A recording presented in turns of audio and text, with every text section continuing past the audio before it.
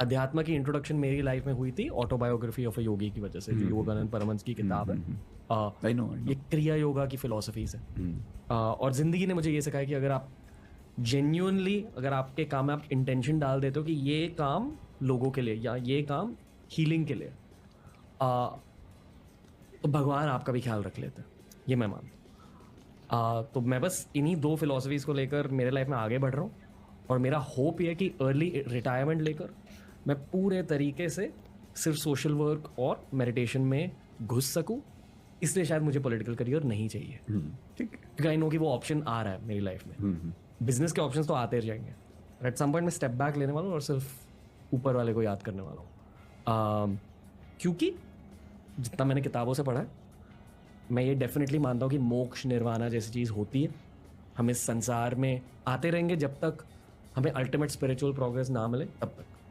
और I would love कि अगर भगवान भी ये चाहे कि ये मेरा आखिरी जन्म हो इस संसार में, और मैं पूरे फोर्स के साथ वो कोशिश करूँगा कि ये असल में मेरा आखिरी जन्म हो, क्योंकि मुझे पता है कि मेरे अंदर कितना फोर्स है कि ये सब बना है।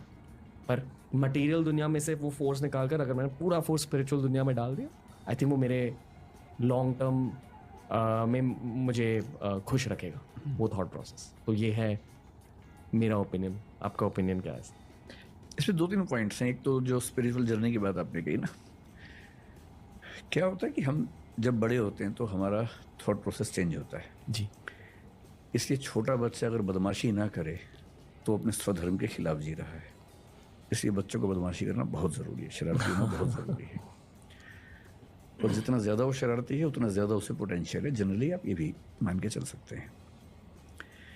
फिर क्या होता है कि कई फिलोसफर्स ने और भारत के जो पुरुषार्थ व्यवस्था है उसमें एक बड़ी गहरी बात है कि 25 साल तक ब्रह्मचर्य कहा गया है। उसमें 25 से 50 गृहस्थ है, फिर वानप्रस्थ है, फिर संन्यास है। ये बहुत लोगों ने बहुत लंबे समय तक सोच समझ के सिस्टम बनाया होगा। एक कीरकेगार्ड नाम का फिलोसफर जर्मनी में हुआ, हीगेल से करीब 100 साल पहले, और हीगेल के समय में हुआ। और क्योंकि हीगेल बहुत पॉपुलर था, हीगेल एक रैशनलिस्ट था जो बहुत ही ऊट-पटांग बात बोलता था जिसको लोग समझ नहीं पाते थे। उसने बड़ी गहरी बात कही कि जिंदगी में फेजेस आते हैं।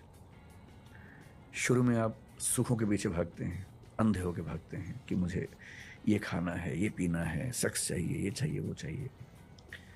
ये सब चीज़ें बहुत अट्रैक्ट करती हैं कुछ समय के लिए, लेकिन जब आप इससे बाहर निकलते हैं आपको गिल्ट नहीं तो कम से कम ये लगता है कि इतना क्यों पागल हो गए थे इसके पीछे। धीरे धीरे आप नैतिक जीवन की ओर बढ़ते हैं, फिर नैतिक जीवन से भी ऊब होने लगते हैं, फिर आप स्पिरिचुअल लाइफ की ओर बढ़ते हैं। इसी बात को एक शायर ने बड़े खूबसूरत अंदाज में कहा। मेरा बेटा अभी 16-17 साल, 16.5 साल का, उसका फेवरेट शेर है, वो बड़ा शेर आजकल सुनाता रहता है मुझे। फितूर होता है हर उम्र में जुदा, फितूर होता है हर उम्र में जुदा, खिलौने, माशूका, रुतबा और खुदा। तो आपकी खिलौने की उम्र चली गई है, माशूका आप कह रहे हैं कि एक बार ब्रेकअप हो ही गया आपका। एक बार नहीं, अच्छा, ज़्यादा बार हो गया, मल्टीपल ब्रेकअप्स। रुतबा आपके पास है ही, तो बचता खुदा ही है। सीधी सी बात है कि अब आपके मन में वही चीज़ आएगी।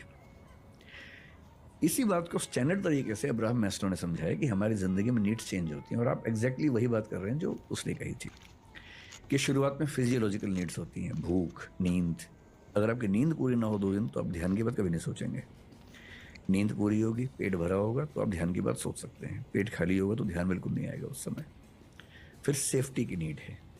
आप यहाँ हैं, आसपास 3 लोग चाकू लेके खड़े हैं, ध्यान बिल्कुल दिमाग में नहीं आएगा, पहले सेफ्टी चाहिए। तो फिजियोलॉजिकल पूरा हो जाए, सेफ्टी पूरी हो जाए, फिर प्रेम चाहिए जीवन में। प्रेम नॉट एग्जैक्टली कि अपोजिट सेक्स वाला प्रेम ही चाहिए, पेरेंट्स का भी हो सकता है, दोस्तों का भी हो सकता है, उसकी भी नीड रहती है।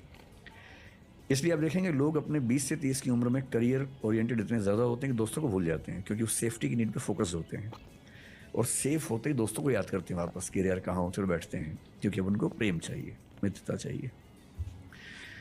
प्रेम के बाद होता है एस्टीम, इज्जत, रुतबा, जो आपको बहुत जल्दी मिल गया। कई लोगों को ताउम्र नहीं मिल पाता है, किसी को लेट मिलता है। जब इज्जत भी मिल गई, प्रेम भी मिल गया, सेफ्टी भी है, पेट भरा हुआ है, तो जो नीड पैदा होती है उसको सेल्फ एक्चुअलाइजेशन बोलते हैं, जिसको गीता की भाषा में कहते हैं स्वधर्म। कि मैं किस चीज़ के लिए पैदा हुआ हूँ, अब वो काम करना है।